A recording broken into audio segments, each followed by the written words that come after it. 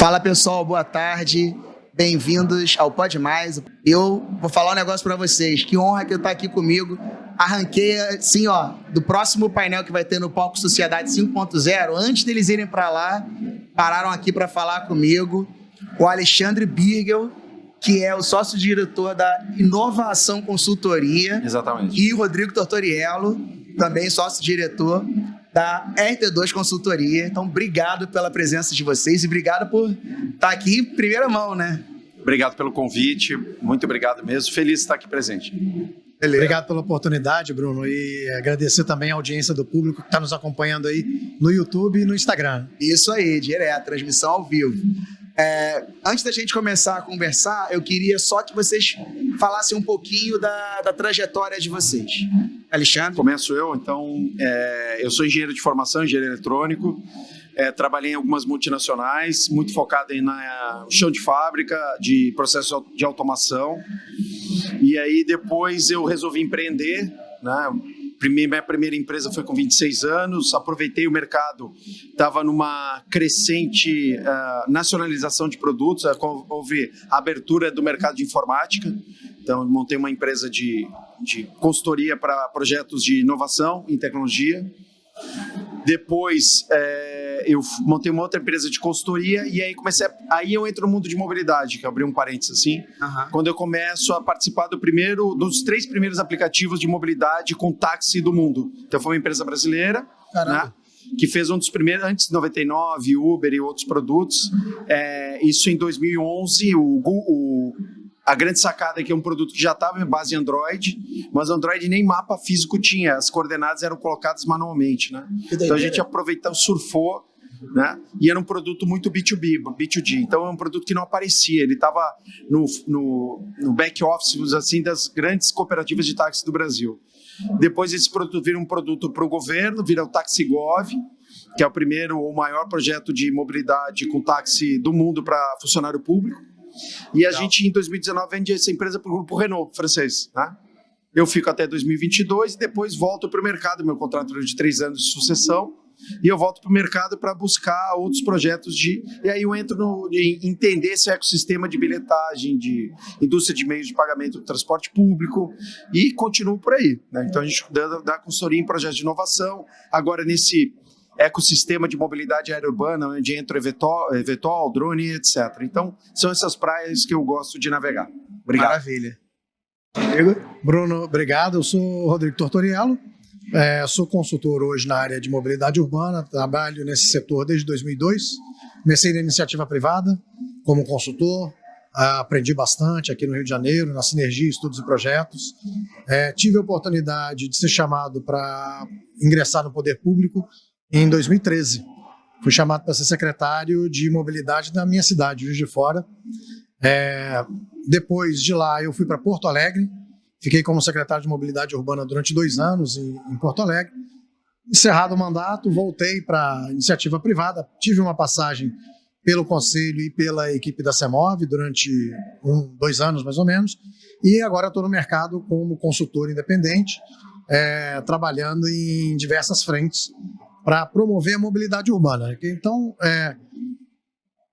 principalmente o transporte coletivo, né? Modelos de licitação, tarifação, planejamento de modelos de transporte, mobilidade elétrica. E como é que a gente entra aqui nesse tema do eVTOL, né? Uma conversa com o Alexandre já há algum tempo, a gente vem discutindo como isso vai influenciar a paisagem urbana, como isso vai influenciar a interação com outros modos de transporte e como é que vai funcionar todo esse ecossistema. É aqui que eu entro para a gente fazer a integração entre a mobilidade da cidade existente com a mobilidade aérea do eVTOL e como que isso pode funcionar de maneira conectada, integrada e que promova uma mobilidade mais sustentável para todos nós. Maravilha. Primeiro, só para nivelar, né, o conhecimento de quem está nos assistindo, o que é o eVTOL? Que vocês mencionam, explica para o nosso público exatamente o que é isso. Quer falar? Pode começar, você mestre no assunto. eVTOL é um acrônimo, né, de uma palavra que é do elétrico e que é um veículo que decola e pousa na vertical, um termo em inglês, mas que podem ter variações sobre o mesmo tema. A gente pode ter um veículo híbrido, não obrigatoriamente elétrico, mas eles se aproveitam de um conceito em que você tem uma pequena área de decolagem e pouso, ou infraestrutura, em que você consiga deslocar um número de pessoas, do mínimo de 2 até existem hoje, e a gente pode explorar melhor, projetos de eventual com 40, 20, 30 assentos, como se fosse um avião, para uma mobilidade regional. Tá? Então, assim, se for ao passo da palavra, tem muita gente que acaba fazendo uma analogia com Jetsons, com o táxi voador. É o carro voador, então. Né? Mas, num primeiro momento, até por questão de legal, regulatória, de segurança, provavelmente ele vai ser um veículo apenas com operadores. E talvez no futuro, eu acho que é bem provável, isso se torne um veículo individual para quem quer ir da sua casa para a fazenda, da fazenda para a praia, né, numa região como São Paulo, que o litoral está a cerca de 100 quilômetros, que são regiões que não têm o litoral, né, à disposição. A priori é isso, assim, muito rudimentar, mas é algo que, embora é um conceito antigo já de voar, fazer um carro voar é algo já está há algumas décadas.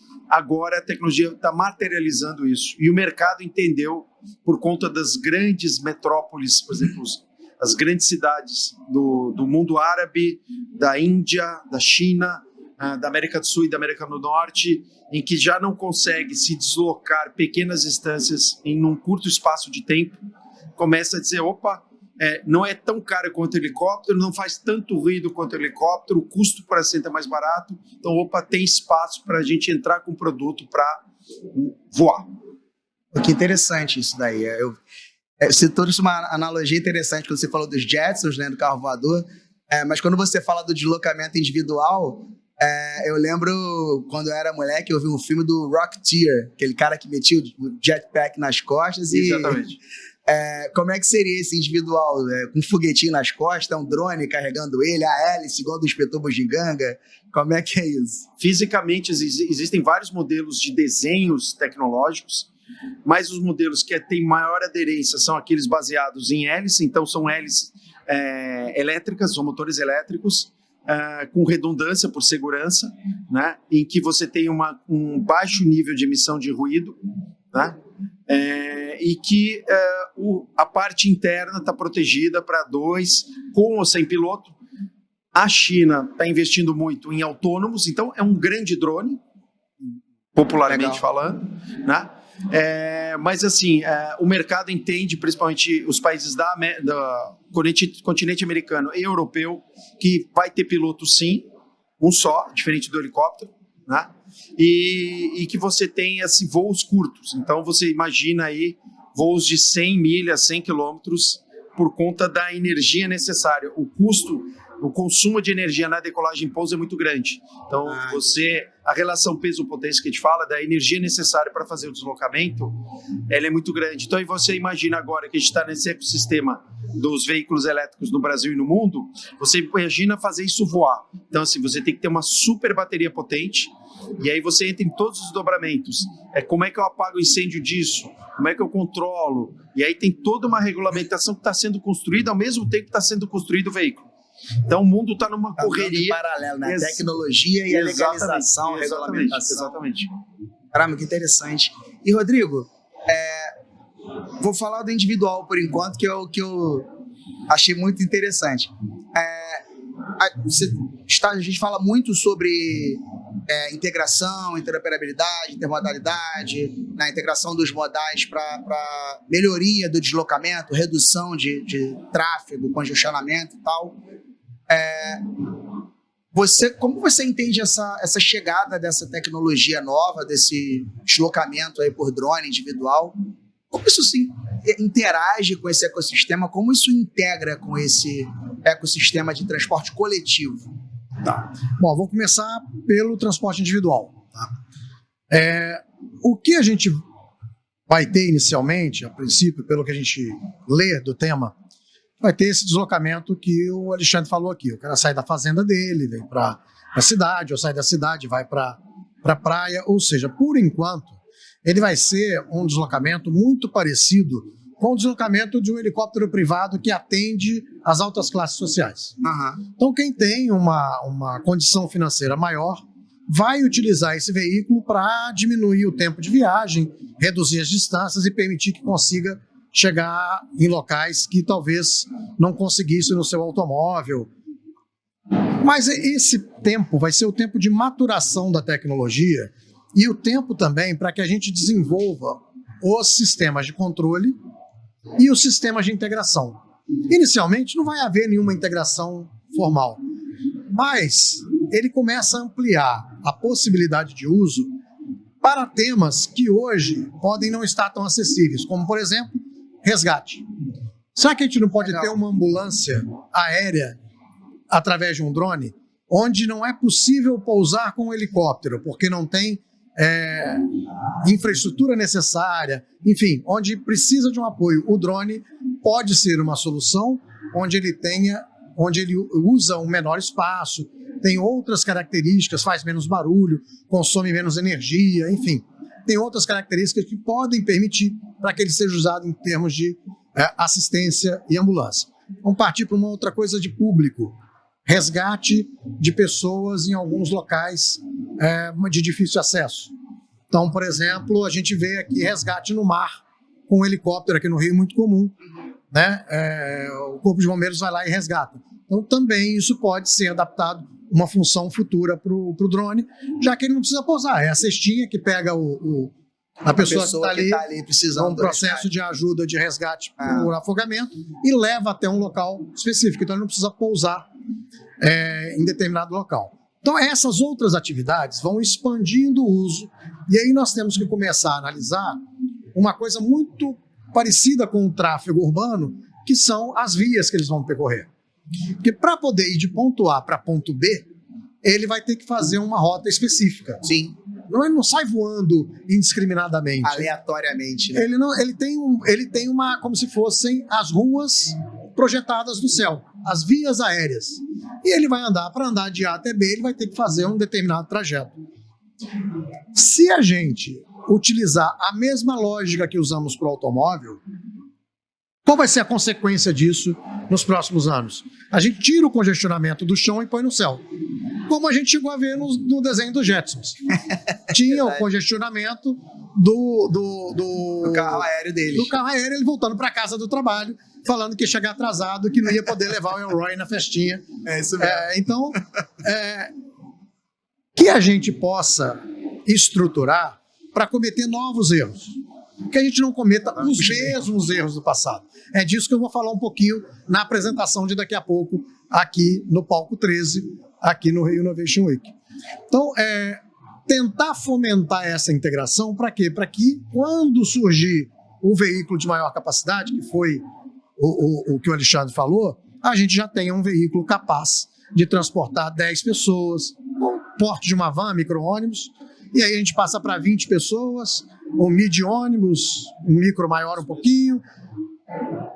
Quanto? 40 pessoas, já é um ônibus quase que convencional, todo mundo sentado, e aí você passa a ter, por exemplo, por que não uma viagem Rio de Janeiro-Petrópolis, que vai durar 10 minutos, e permite que as pessoas tenham maior empregabilidade, maior acesso. Sim. Quanto vai custar essa passagem, Rodrigo? Sei lá, hoje poderia estar em torno de R$200, alguma coisa nesse sentido, próximo ao que é o preço de uma passagem aérea mais barata? Pode ser, porque o custo operacional do eVTOL é muito menor do que os veículos aéreos que a gente possui hoje, avião e helicóptero.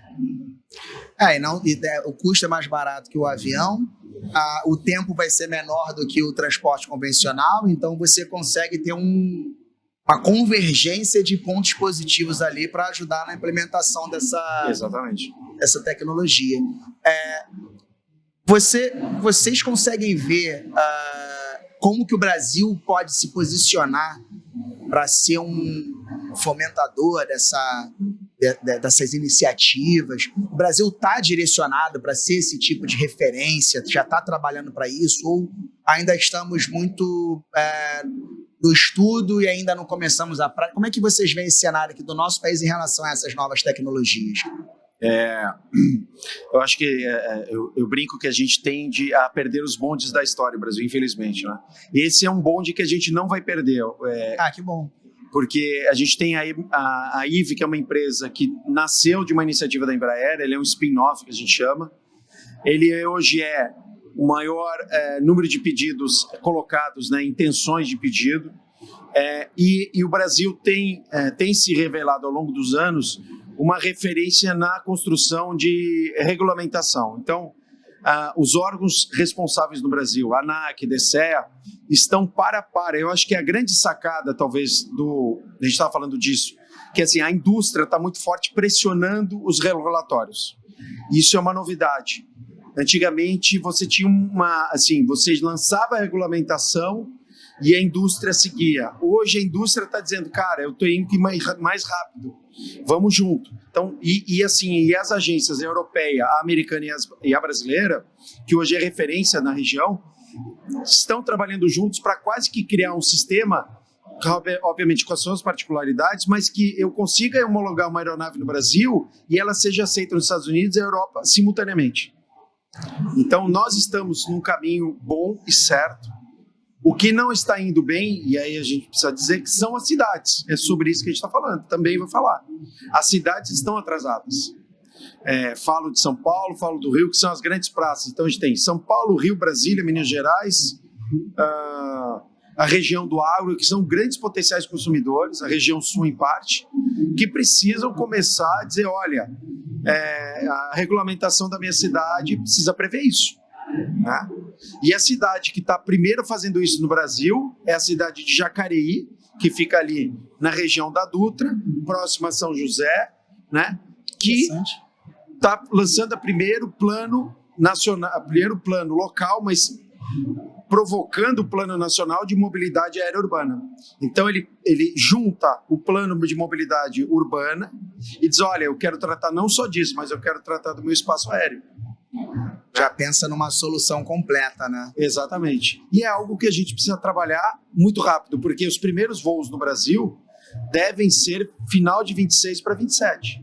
Nos Estados Unidos, já nas Olimpíadas já vai rolar. Nas Olimpíadas, Copa do Mundo. Já terá voos ali ligando alguns aeroportos americanos e no mundo árabe, né? Que é hoje talvez a praça mais entusiasmada. Então, assim, 26 você vai ter voo pra caramba daquela região, porque tem esse viés de região turística, vamos assim dizer, né? E lá eles têm recursos também para investir. Né? Exatamente. Eles são os maiores investidores nesse.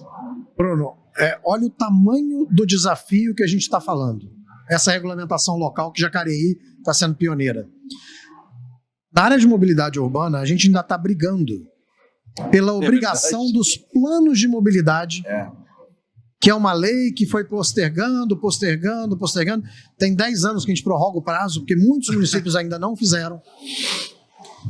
Então, o tamanho do desafio que a gente tem é de empurrar no bom sentido, empurrar essa legislação para frente, para que viabilize o processo, para que as regiões não fiquem excluídas da possibilidade de ter a prestação de serviço. Sim. E nós não estamos falando, ao contrário do plano de mobilidade, que ele começa muito forte nas grandes capitais, depois as cidades médias vão fazendo, e as cidades do interior, não vai dar tempo disso. Por quê? Como ele promove a ligação entre cidades pouco desenvolvidas do ponto de vista urbanístico e grandes centros, a cidade pequena vai ter que sair na frente. Ou não vai poder ficar para trás, como está hoje, por dizer que por falta de estrutura, por falta de capacidade técnica. Então, quando a gente conseguir juntar esse ecossistema, nós vamos ter que capacitar boa parte de uma equipe de interior do Brasil para que tenha condições de fazer regulamentos locais que permitam a implantação desse serviço. Seria um desastre. A gente fala assim, olha, eu tenho aqui a possibilidade de fazer um transplante, o Eviton pode pegar o órgão em tal lugar, chega em 20 minutos aqui no hospital tal, e o hospital e o lugar tal, lá, a cidadezinha pequenininha, não está preparada para que ele pouse. Não ter autorização e não ter a permissão de que ele faça o pouso ali. Então, um mínimo de regulamentação vai ter que ser feito para que a gente possa iniciar esse processo e permitir que todos tenham acesso. Então, é um desafio gigantesco essa parte de conciliar a mobilidade urbana aérea com a mobilidade existente e o desenho, os planos diretores, os planos de mobilidade locais, para que permitam que o veículo tenha acesso ao país inteiro. Eu até queria fazer um comentário, que você citou anteriormente a questão de resgate de órgãos. O que movimentou os grandes primeiros investimentos do governo americano nas empresas americanas, cito aqui a Beta e a Archer, foi justamente dizer: é caro eu transportar fuzileiros e órgãos com helicóptero, eu quero uma tecnologia que seja mais barata e que eu consiga ter melhor acesso, que eu reduza o impacto ambiental aonde eu pousar. E foi esse viés que financiou os primeiros estudos dessas empresas dos Estados Unidos. A Força Aérea Americana e transplante de órgão. Entendi. Porque é um ganho completo, né? Que você reduz custo, você ganha agilidade, você melhora, né, a resposta para aquela necessidade. Então, é um ganho completo. Agora, você abordou um ponto, Rodrigo, que você falou, tem que fazer a regulamentação, tem que ter uma infraestrutura. Olhando aqui da minha visão curiosa, mas leiga, eu entendo que para implementar, por exemplo, transporte rodoviário, eu preciso de estrada, né, transporte metroviário, eu preciso de trilho. Agora, para o transporte que a gente está comentando aqui, o individual aéreo, até mesmo o coletivo aéreo, né? Qual é a infraestrutura mínima que um município precise ter? Boa pergunta. Porque me parece que se eu já tenho um lugarzinho ali, 1 metro quadrado ali para poder parar, já seria suficiente, ou não? Não. Vai. Inicialmente, todo esse procedimento, como uma rodoviária tem suas regras, para o ônibus entrar, sair, iluminação, como é que ele vai encostar, como é que ele vai dar ré ou não vai? Quais são os critérios de segurança para essa operação de embarque e desembarque de passageiro? O terminal vai estar iluminado? Vai ser coberto? Não vai ser coberto? Então, primeiro passo, a gente tem que tratar de sinalização, comunicação, vai ter como que você imagina que vários desses equipamentos estão sendo projetados para serem autônomos. Como é que ele vai comunicar com o ponto onde ele vai parar? Sim. Como é que ele vai fazer essa relação de tô chegando, tem vaga, não tem vaga? Que sinal ele vai emitir ali, que liberação ele vai receber de volta, né? Isso. E nós não estamos falando de um equipamento ultra sofisticado. Essa infraestrutura, ela vai ser seguramente mais simples do que a infraestrutura de um aeroporto, por exemplo. Então, permite acesso a alguns locais que hoje não possuem aeroportos, permite acesso ao transporte, para o transporte aéreo. Não estamos falando também, tem aeroporto pequeno, só de pista de terra, que não tem... Mas, enfim, é uma outra lógica de deslocamento. Então, existe, está sendo criada, ainda não está pronta, mas existe uma regulamentação sendo pensada para que a gente tenha todos esses pré-requisitos. Como é que comunica, como é que sinaliza, em caso de acidente eu faço o quê, em caso de... Então você tem os protocolos que têm que ser estabelecidos para que isso não vire uma experiência de risco para quem está usando e para quem está no chão. Entendi. Porque quem está na terra também não pode sofrer as consequências de um planejamento equivocado de um veículo que vai estar passando por cima das nossas cabeças, dos nossos prédios e etc. Não, e já existe uma nomenclatura para isso, chamada vertiporto, de vertical, né? O que está se pensando? Na verdade é o seguinte, para não reinventar a roda, está se aproveitando muito dos L-pontos, conceitualmente. Legal. No mundo todo isso. A diferença aqui primeiro, como ele parte do pressuposto que é um veículo elétrico, tem que ter infraestrutura elétrica porque ele consome bastante energia. Então não adianta um L-ponto no topo de um prédio, provavelmente não vai suportar uma operação de um eVTOL como uma estação contínua de uso de serviço, porque eu vou ter que carregar esse veículo. Esse é o primeiro ponto. Mas ele abre uma possibilidade que inclusive, existe uma nova rodada de estímulo do governo brasileiro aos chamados aeroportos regionais. que é levar o serviço para o interior.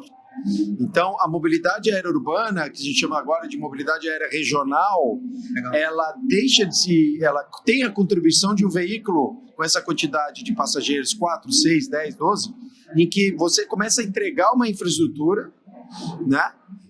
Existe, obviamente, vai ter também raio-x, não vai ter, vai ser um container com uma recarga, um banheirinho e a pessoa embarca. Tudo isso está sendo discutido simultaneamente, mas algumas certezas já tem. O formato, a identificação, então usa a mesma área similar do helicóptero, né? Obviamente tem uma sinalização um pouquinho diferente, mais iluminação. Um ponto importante que não é só eVTOL. Ao mesmo tempo que o eVTOL chega, a logística com os drones de grande porte, inclusive a gente vai estar com o pessoal da Moia, que é um fabricante brasileiro de drone de 200 quilos, 500 quilos, ele voa no mesmo. Então, assim, você tem a decolagem junto com um monte de drone voando que hoje eles não se falam. E a gente tem o que a gente chama de voo enxame, que é aqueles... Então, vamos partir do princípio que tem daqui a 5 anos, tem um CD, a distribuição de logística da Amazon. Sim. E está autorizada a Amazon começar a fazer entrega com drone. Ainda não tem, porque eu já vi tanto vídeo de lugares que receberam entrega com drone. Existe duas empresas, principalmente uma brasileira chama Speedbird, que é uma empresa que ela tem como modelo de negócio a logística, né? Mas ela só voa mediante autorização do DCEA em áreas onde há segurança, então sobre o mar. Entendi. Nunca sobre pessoas. Mas, num futuro muito próximo, tudo vai voar sobre pessoas.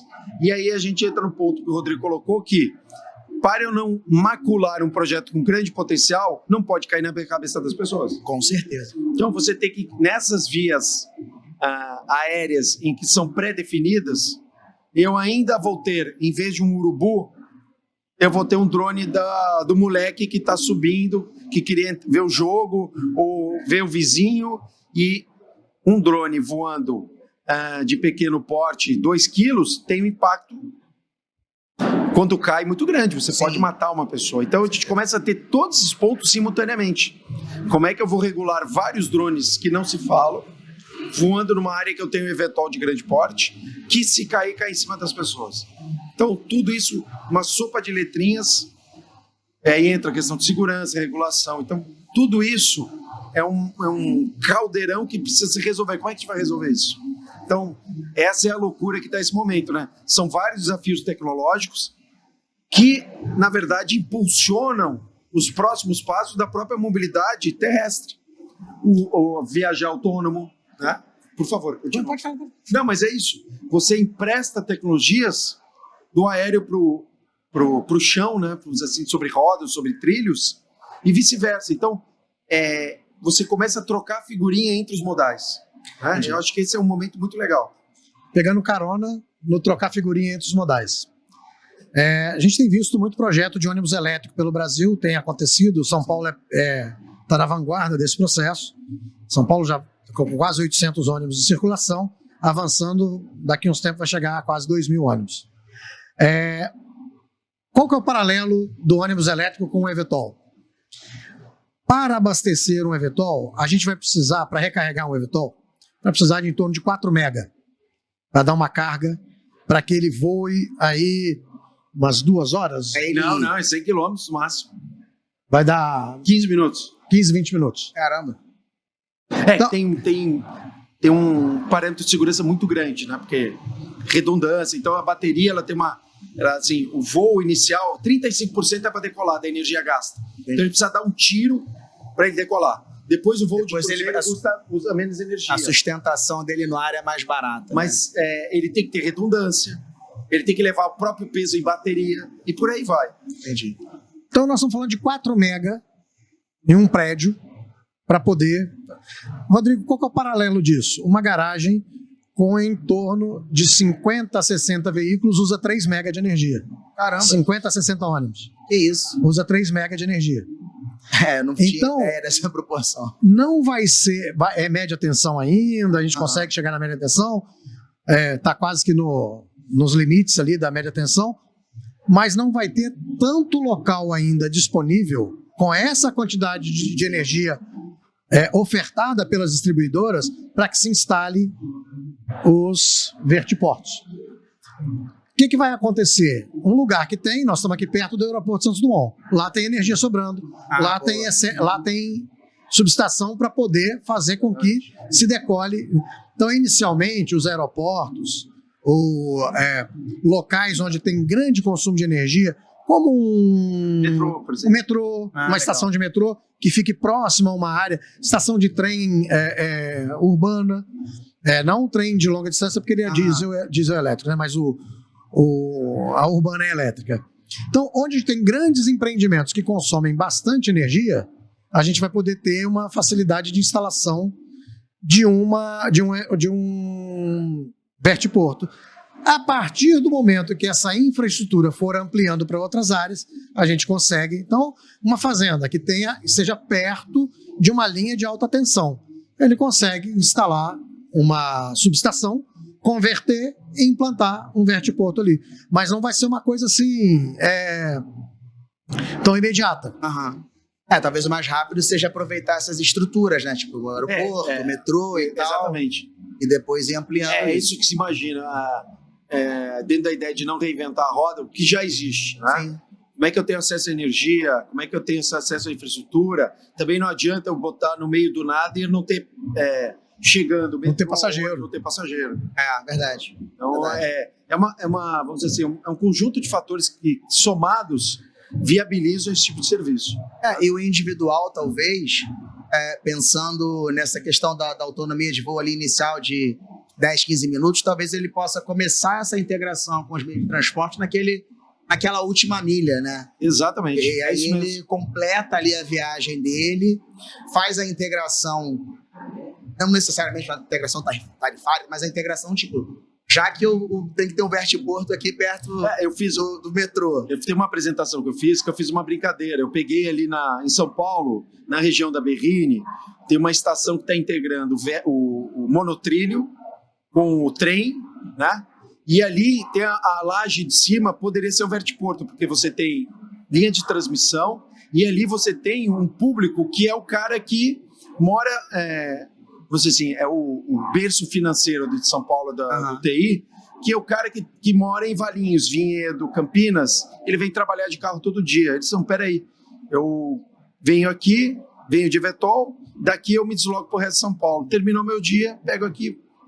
Porque o custo estimado de $100, porque se ele pegar um táxi ou ele pegar um carro, ele vai gastar uns R$250 para fazer o deslocamento para a casa dele. Ele vai se desgastar em 1 hora e meia de trânsito.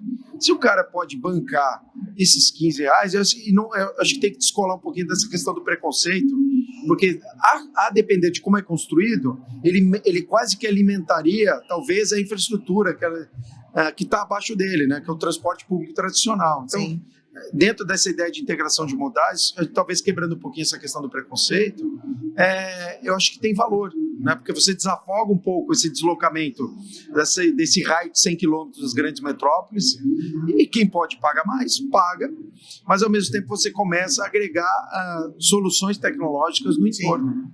Você pode acabar transferindo, ou pelo menos trazendo um novo público, né, para o transporte público que não usaria, mas porque consegue enxergar o ganho de tempo ali como Você quer ver um exemplo que a gente poderia usar aqui para a nossa região aqui agora?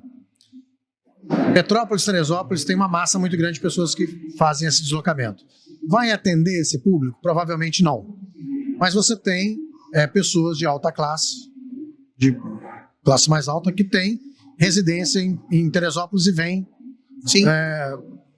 semanalmente. Essa pessoa pode vir em tese, para o aeroporto Santos Dumont, vai gastar 10 minutos de deslocamento, pega o VLT e está no centro do Rio de Janeiro trabalhando. Então você tem integração com um hub aéreo e um hub e um modo municipal de deslocamento dentro do Rio de Janeiro. Do VLT ele tem conexão com ônibus, metrô, trem, barcas, van, rodoviária. Então essa integração ela vai começar a ter esse crescimento a partir do momento que isso se tornar operacional e as pessoas enxergarem o potencial de como fazer esse novo deslocamento. Sim. Né? Se a gente pensar um pouquinho numa coisa que está mais próxima, o patinete, né? Muita gente fala assim, isso é para brinquedo e tal. Tem muito deslocamento de lazer. Mas tem gente que pega o patinete, vai até a estação de metrô ou de trem, embarca com o patinete dobrado, sem ser alugado, embarca com o patinete dobrado, nas barcas aqui também tem isso, Sim. e termina a viagem de patinete elétrico. Então, mal comparando, essas coisas vão se juntando e o cidadão vai descobrindo como fazer essa integração e como utilizar essas novas tecnologias. Sim, adapta na própria rotina. Gente, assim, o papo tá muito bom, eu vou te falar, eu sou curioso e eu gosto dessas novidades, mas a gente já tá no finalzinho, mas eu vou continuar assistindo vocês agora, minha última conversa do dia.